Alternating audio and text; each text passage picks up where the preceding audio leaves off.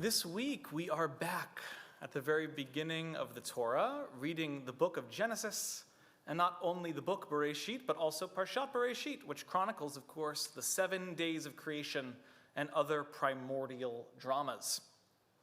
So the big question, what happens after God is done creating the world? And there are numerous correct answers to this question. Resting on Shabbat is a correct answer.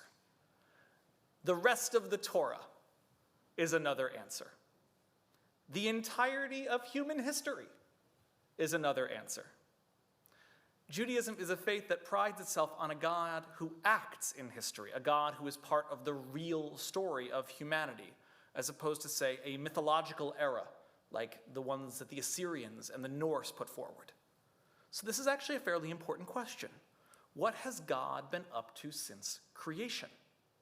Why, say most of our rabbis, God has been part of that living fabric of creation, quite busy with all sorts of matters of cosmic importance and historical significance.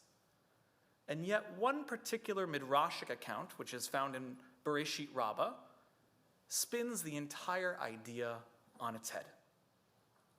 As the story goes, a Roman noblewoman comes to Rabbi Yossi ben Halafta, and she asks him a simple question.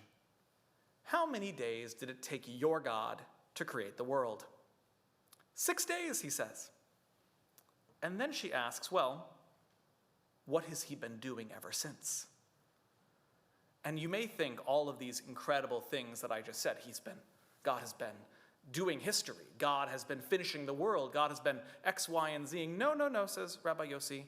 God is sitting on the throne of heaven and matching people up, one to the other.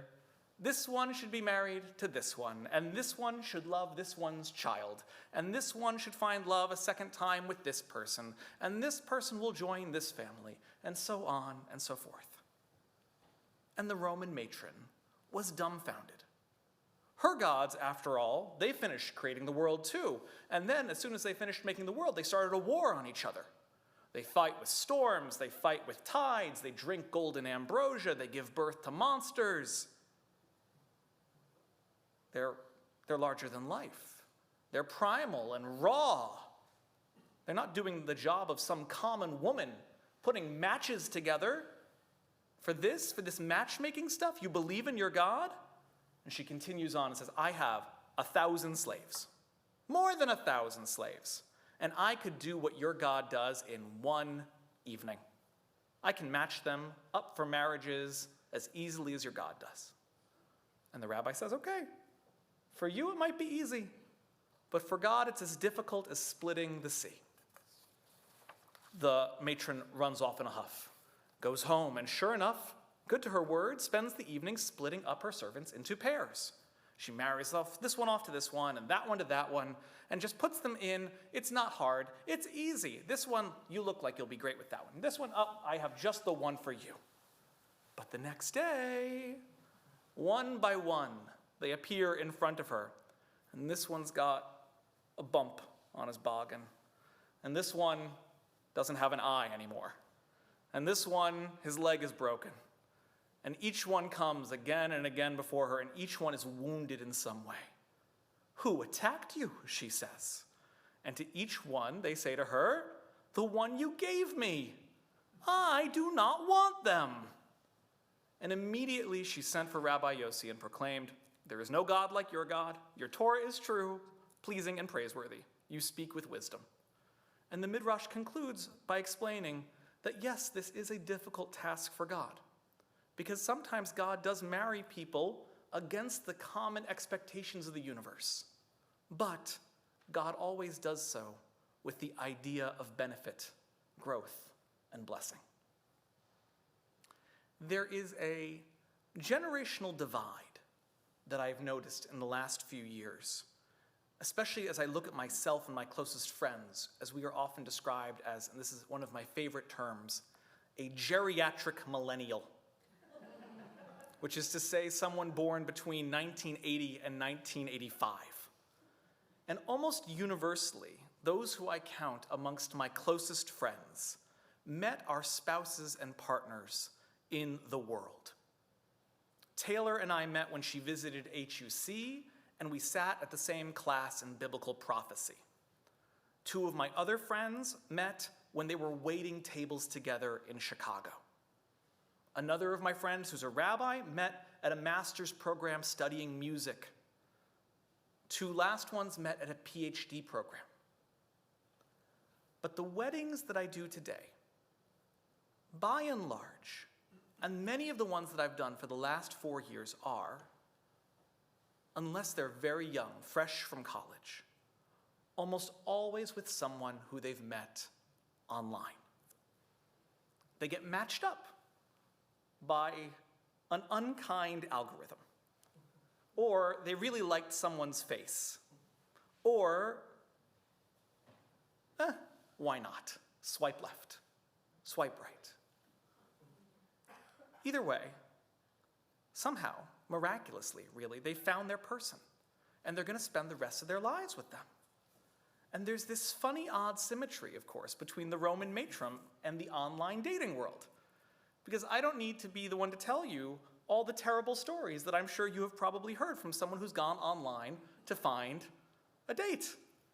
And hopefully nobody is walking away with a broken foot or a lost eye, but there's plenty of awkward and terrible matches that have been made. Plenty of feelings of, the one you gave me, I do not want them to go around. And of course, everyone knows that these moments are inevitable. How did I get matched up to this person? What was I thinking? What was the computer doing? Why is it so hard? Why should I subject myself to it? And perhaps, shocking nobody, the answer is also found in this week's Parsha. Lo tov hiot adam levado. It's not good for human beings to be alone.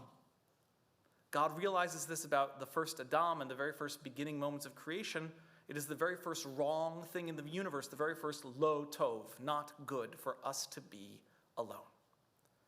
And one of the reasons why I love this midrash is because it reminds us that as cosmic and grand as God is, especially in these early chapters of the Torah, God is also present in these small, intimate, minute moments of life.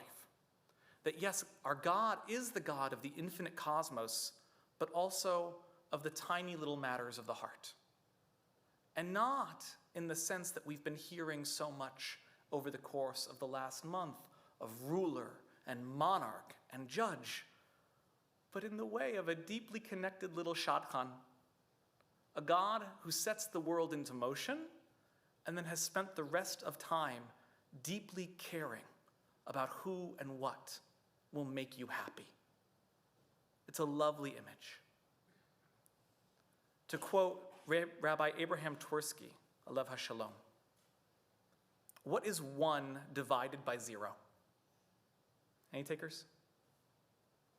1 divided by 0. Kind of.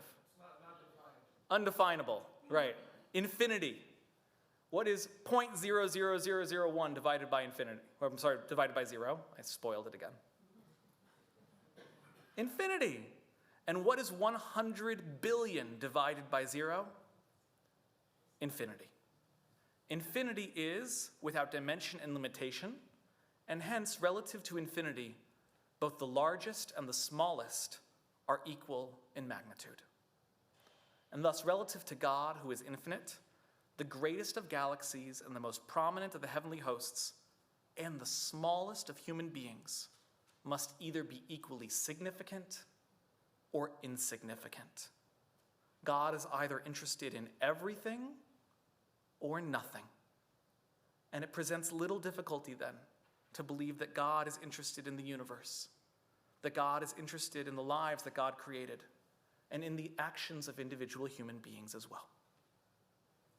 And so as we begin this cycle of Torah reading anew, it's easy to get swept back into the familiar stories of Genesis and this cosmic grand God who sets things into place with dictate and word and law. But I would encourage each of us to also remember some of these softer, more caring teachings, which ask us to re-examine what we know God has been up to. Because what does this rabbi say God has been doing ever since creation? Why, placing a little bit of love for us into the world every single day. Shabbat Shalom.